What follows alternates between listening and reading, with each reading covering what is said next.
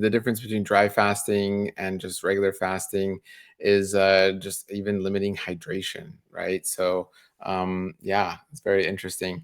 Mhm. Very similar. I mean, you are kind of having the same, very similar pros and cons, where if you are fasting of any type, and especially if it's dry fasting, you are severely limiting what you're putting in your body and therefore what your microbes can consume. When your microbes do not have a lifespan like we do. So many microbes have a short lifespan. So when they are starved, they're gone. And whether or not you will eliminate a population or decrease a population begins with how healthy your gut microbiome was to begin with. And chances are, if you're considering fasting because of gut issues, your gut has already been stressed and is in dysbiosis. So, fasting is not something you should do lightly. We all do a form of fasting when we sleep. It's called Mhm. sleeping. And so, you want to just be better about time restricted feeding. That is a fasting that we are behind every single day. Dahlia and I personally fast anywhere from 12 to 16 hours a day. That's including our sleep. On Because we average, yeah, like usually, 14 at least. 14, yeah, because we usually start eating about 10 or 11 and we stop eating by usually 8 p.m., right? So about 9-ish hours eating in total. The rest of the time, we're fasting.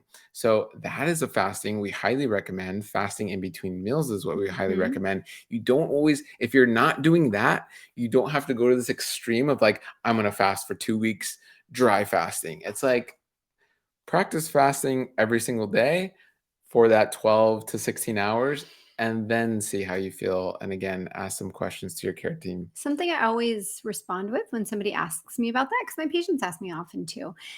One, how do you think it would positively impact you versus negatively impacting you? Again, all those social emotional factors. And if you're somebody who says, oh, yeah, I see mucus in my stool all the time, you Mhm, probably have a thin protective layer of mucus in your gut. Because mhm, I always say this, people think the gut is this really strong organ. They'll say, I have a gut of steel. But it's not. It's delicate. It's a hollow organ, and it's one cell layer thick. So it's as thick as your skin.